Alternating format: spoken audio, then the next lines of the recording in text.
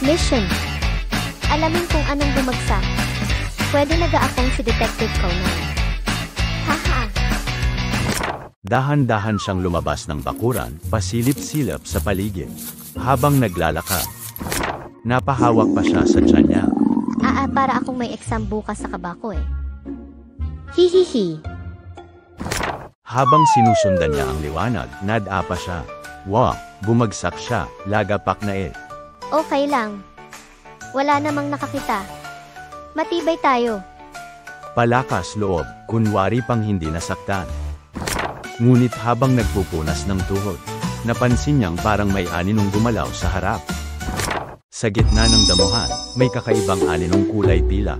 Kumikislap ito, at tila may dalawang mata na asul ang liwanag.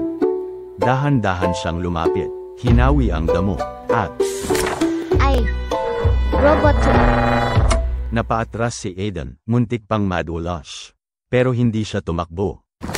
Tiningnan niya ulit, nakahiga lang ito, parang sugatan. Biglang, crack, tumunog ang katawan ng robot. Umikot ang mata. Ay inay ko po.